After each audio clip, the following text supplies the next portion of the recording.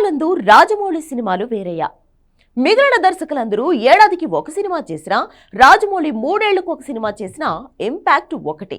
ఇంకా చెప్పాలంటే దర్శకధీరుడి సినిమాకు ఉండే క్రేజ్ వేరు. ఆయన సినిమాల కోసం కేవలం హీరోలు మాత్రమే కాదు, నిర్మాతలు, అభిమానులు కూడా అలాగే వెయిట్ చేస్తారు. 20 ఏళ్ల కెరియర్లో అపజయం అంటూ లేకుండా ముందుకు వెళ్తున్నాడు రాజమౌళి. ప్రస్తుతం మహేష్ బాబు సినిమాతో బిజీగా ఉన్నాడు జక్కన్న. దాదాపు 500 కోట్లతో ఈ సినిమాను తెరకెక్కిస్తున్నాడు దర్శకధీరుడు. మరో 3 ఏళ్ల పాటు ఈ సినిమాతోనే బిజీగా ఉండబోతున్నాడు జక్కన్న. దీని తర్వాత రాజమౌళి ఏం చేస్తాడు అనేది ఆసక్తికరంగా మారింది. ఇప్పటి వరకు కనీసం నెక్స్ట్ సినిమా మీద చిన్న హింట్ కూడా ఇవ్వలేదు. నిజానికి బాహుబలి చేస్తున్నప్పుడు ఇలాంటి సస్పెన్స్ మెయింటైన్ చేశాడు రాజమౌళి. ఎవరు ఊహించని విధంగా రామ్ చరణ్, జూనియర్ ఎన్టీఆర్ లాంటి 2 స్టార్ హీరోలను ఒకచోటికి చేర్చి RRR సినిమా చేశాడు. అది కూడా 1200 కోట్లకు పైగా వసూలు చేసింది. ఇప్పుడు మహేష్ బాబు సినిమా రేంజ్ 2000 కోట్లు అంటున్నారు. ఈ సినిమా తర్వాత జక్కన్న ఏం చేస్తాడు అనే ప్రశ్నకు సమాధానం ప్రస్తుతం సస్పెన్స్.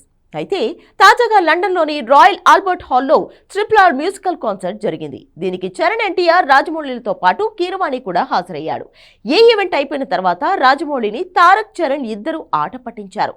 ఇదే క్రమంలో అక్కడే ఉన్న ఉపాసన RRR 2 చేస్తారా అంటే ఎస్ అని సమాధానం చెప్పాడు రాజమౌళి.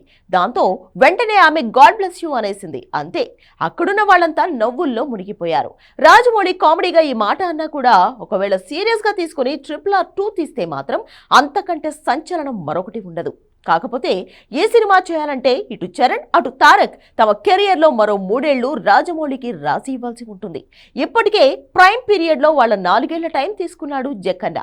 మరోసారి ఒక్క సినిమా కోసం 3 సంవత్సరాలంటే ఆలోచించుకోవాల్సిందే. అయినా ఐడియా వచ్చినంత ఈజీ కాదు RRR 2 చేయడం అంటే. దానికి చాలా సమీకరణాలు వర్కౌట్ కావాలి. అవన్నీ అయినప్పుడు చూద్దాంలే అంటున్నారు అభిమానులు కూడా. ప్రస్తుతానికైతే మహేష్ బాబు సినిమాపై ఫోకస్ చేశాడు జక్కన్న. అది అయ్యాకే నెక్స్ట్ సినిమా ఏదైనా. అప్పటి వరకు ఏం వినిపించినా జస్ట్ ఇలా విని ఎంజాయ్ చేయడమే.